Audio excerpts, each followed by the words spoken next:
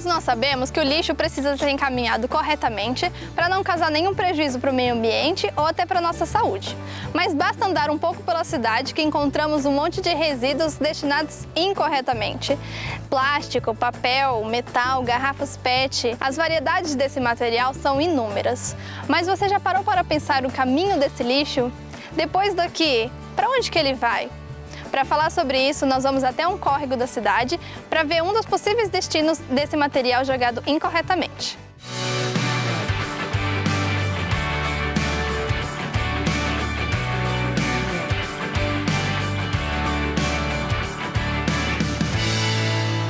Estamos aqui no Riacho de Maringá e agora nós vamos conversar com o Matheus Squarizi, que é coordenador de um projeto da UEM chamado SOS Riachos, que tem estudado e feito ações para preservar os riachos daqui de Maringá. E com ele nós vamos descobrir qual que é o impacto do resíduo que é jogado lá na cidade e que vem parar aqui de alguma forma. Matheus, vamos lá. Que riacho é esse aqui? Bom, esse é o Ribeirão Maringá, ele nasce ali perto do Catuaí e também a população local conhece como Córrego Nazaré.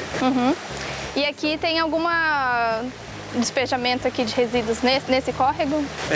Tinha na nascente de algumas empresas, mas elas foram multadas pela SEMA. E aqui atrás, de onde nós estamos falando, também tinha uma liberação clandestina. Isso em novembro, outubro do ano passado. Sim. E também foi denunciado, já resolveram. Então ele sofre, mas tem que ser feita essa fiscalização, né? As pessoas virem aqui e denunciarem. E aí, como que chega um resíduo aqui? Assim, qual que é o caminho desse resíduo para que ele venha parar aqui?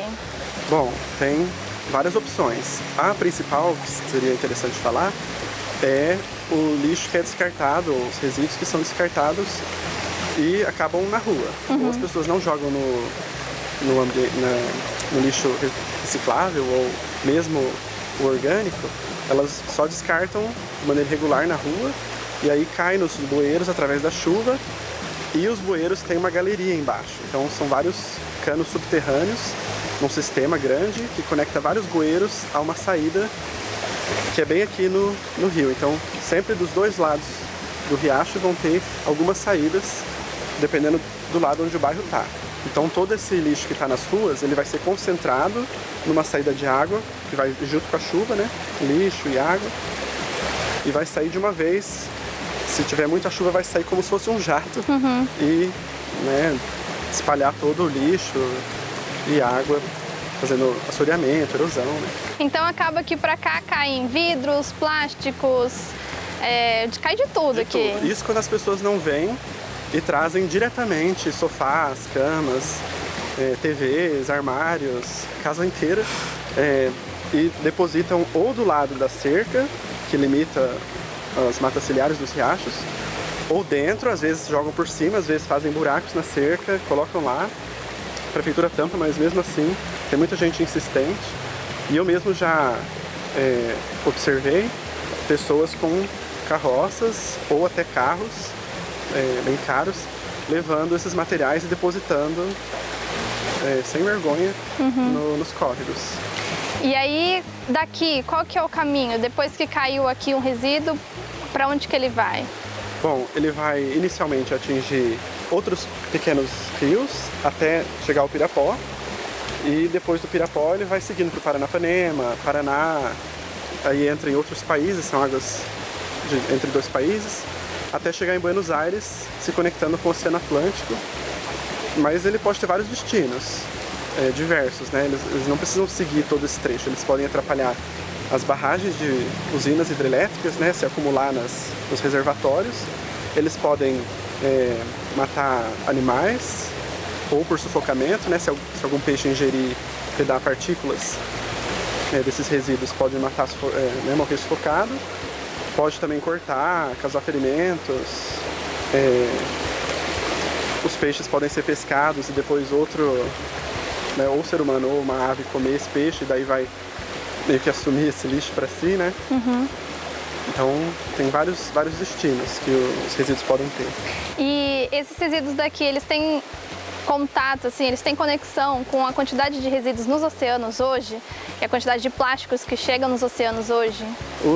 Se nós considerarmos todas as cidades do interior do país, eles têm uma porcentagem responsável por esse volume, só que não é a maior parte. A maior parte vem mesmo das cidades costeiras e outros tipos de produção que são baseados no litoral. Então, a pesca de larga escala, internacional, essa é uma das principais responsáveis. Então, o lixo de Maringá ele tem a sua participação nesse volume dos oceanos, mas não é tão grande.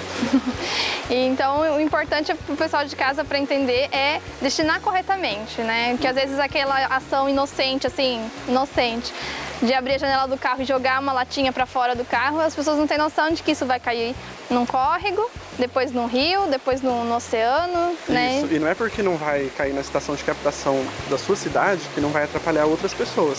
Porque se esse resíduo seguir pelo Pirapó, pode ser que chegue numa outra cidade e nessa outra cidade vai ter captação, então eles vão ter mais trabalho, vai ser mais custoso tratar essa água.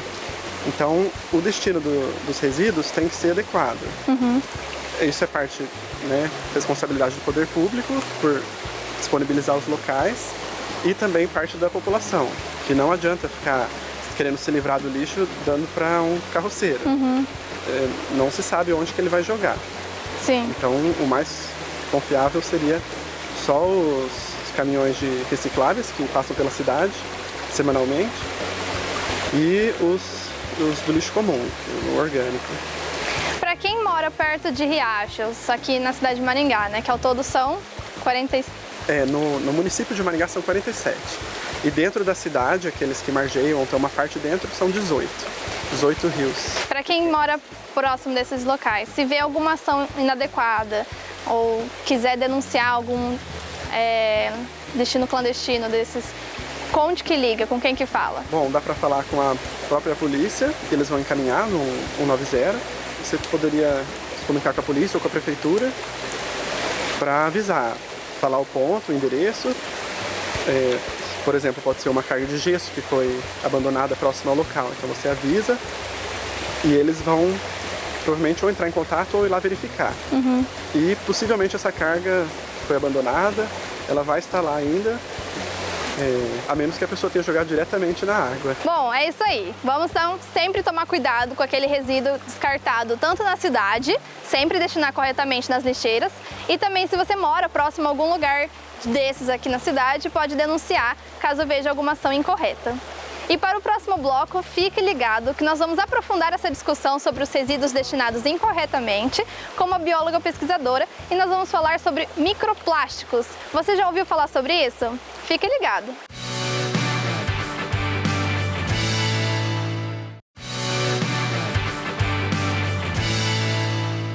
Bom, estamos de volta e agora nós vamos conversar um pouquinho mais sobre o assunto de poluição aquática com a Bárbara Quirino, que é bióloga, pesquisadora e tem desenvolvido pesquisas e estudos sobre a poluição no rio com microplásticos.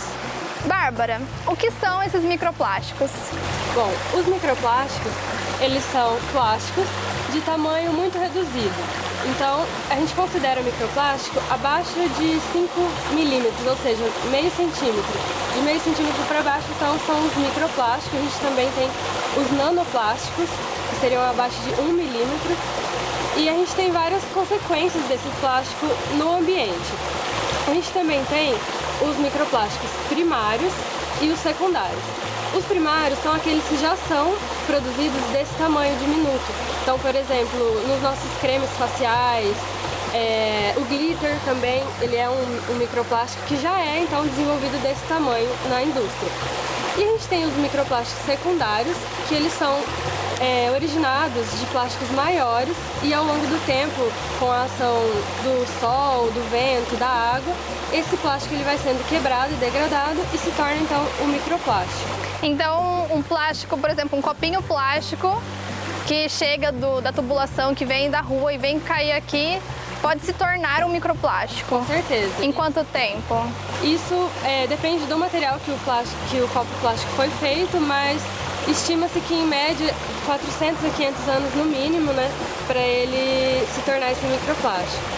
Bom, então quer dizer que um copinho plástico, uma colherzinha de plástico que é usada lá na cidade, cair numa tubulação numa galeria e cair num riacho desse pode virar a ser microplástico? Com certeza.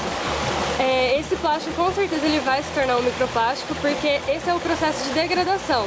Até esse plástico, digamos assim, sumir do ambiente, ele demora, em média, 500 anos para ele sumir. Mas ao longo desse tempo, desses 500 anos, ele vai sendo degradado em plásticos menores.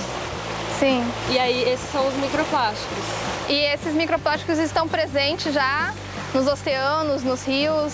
Sim, em todos os ambientes eles já são encontrados.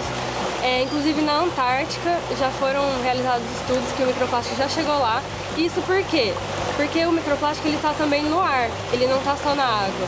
Então a deposição atmosférica por meio da chuva faz com que esse microplástico que está no ar caia sobre outros locais. Então às vezes ele é depositado nesse riacho, mas por ir pelo ar, pelas correntes de ar, ele chega a um outro local, por meio da chuva. E qual que é o impacto disso? Por que a gente está tanto lutando contra esses microplásticos? Então, tem várias consequências, principalmente o que já foi estudado foi principalmente para os organismos aquáticos, né? Que eles ingerem essas partículas e eles se intoxicam com elas. Porque por elas serem tão pequenas, elas entram facilmente, por exemplo, na corrente sanguínea. Isso já foi verificado em alguns poucos estudos. Eles chegam no fígado desses organismos, como peixes, por exemplo. Eles causam lesões no trato digestivo das espécies, alterações fisiológicas, né? Então, essas são as consequências diretas, né? Diretas. E, na verdade, esses microplásticos eles já foram encontrados em vários organismos, desde crustáceos, peixes, mexilhões, tartarugas, aves, baleias. E a gente pensa assim, e será que a gente também tem esses materiais no nosso organismo? Uhum. E aí, em 2018, foi publicado o primeiro estudo, apesar de já ter essa suspeita, o primeiro estudo que verificou a presença de microplásticos nas fezes de 8 pessoas lá de países da Europa. Então a gente está também ingerindo ou respirando esses plásticos também. E as consequências para a nossa saúde talvez sejam descobertas daqui para frente, né? Sim, sim, as consequências ainda não estão claras, né? A gente sabe que a gente está consumindo, mas as consequências, os estudos estão ainda no início. Mas a gente sabe que essas partículas, elas também podem ser tóxicas, o próprio material pode ser tóxico, como elas podem aderir outras toxinas, né, outros patógenos, e junto com esse microplástico a gente ingere essas toxinas aderidas das partículas ou os patógenos. E o que a gente pode fazer então para combater esse problema dos plásticos descartáveis, dos microplásticos, dessa degradação ambiental e das consequências que a gente pode descobrir isso daqui para frente ainda? O papel de cada um do cidadão para aquele que está em casa assistindo a gente. Olha, eu acredito que o principal a primeira coisa é reduzir. A gente tem que reduzir o consumo, porque a partir daí vão ser despejados menos materiais plásticos no ambiente. Então, o que a gente puder evitar, né, substituir por outros materiais que não são plásticos, que são mais duradouros. A gente fala, por exemplo, do canudo, que está muito na moda, né, de utilizar um canudo de metal ao invés de plástico. Mas, na verdade, o canudo não é a solução, né? O canudo é o início que fez a gente parar para pensar em todos os outros materiais que a gente utiliza e que a gente pode evitar e substituir. E, claro, além de reduzir o uso, se a gente não conseguir reduzir, se for impossível e a gente tiver que utilizar o plástico, a outra solução é tentar reciclar esse material, separar na sua casa para tentar dar um destino que não seja o ambiente. Nós como cidadãos, né, nós podemos reduzir nosso consumo de plástico e encaminhar corretamente para a reciclagem, né? Mas e como que está essa situação da reciclagem do plástico no Brasil atualmente?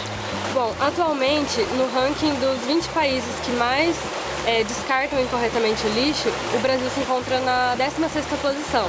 Ele fica acima, inclusive, dos Estados Unidos, que apesar de produzir mais plástico, eles têm um sistema de gestão desses resíduos mais eficaz, que impede com que eles vão parar nos mares e nos rios, né? E uma estimativa que foi feita em 2010, por um estudo na Califórnia, eles verificaram que cerca de 8 milhões de toneladas de plástico são despejadas nos mares por ano. Isso dá mais ou menos como se um caminhão de lixo a cada minuto despejasse tudo de plástico no mar. Então é uma quantidade imensa, né? Que a gente tem que melhorar o nosso sistema de gestão para evitar isso e reutilizar esse material. Sim, e no Brasil, por exemplo, que a porcentagem de reciclagem dos resíduos como um todo, sem plástico, vidro, papel, é de 3%, a gente ainda tem 97% de resíduos que poderiam virar economia, poderiam virar recurso, né? Poderia ser reciclado e virar outra coisa e ainda são despejados ou no aterro ou nos oceanos, né? É verdade, a gente tem que dar uma atenção melhor a isso e aproveitar tanto em relação à sustentabilidade como também de forma econômica, né? Para melhorar, criar empregos e ramos na nossa economia. Bom, então, Bárbara, muito obrigada pela entrevista, obrigada pelos esclarecimentos. Nós ficamos por aqui hoje com essas informações de recicle o seu lixo, encaminhe corretamente, não jogue o lixo na rua, cuidado com aquele resíduo, com o vidro, qualquer resíduo que caia, né, na rua, que pode escorrer num bueiro e cair nos riachos, porque esse não é o fim dele. Eles vão continuar aqui, vão ainda passar por muitos caminhos até chegar no oceano, quem sabe. Então, essa é a mensagem de hoje. Até a próxima! A ecodica de hoje é: destine corretamente os seus resíduos. Dê preferência a esse tipo de lixeira ao invés daquelas únicas que vai tudo embalado para os aterros.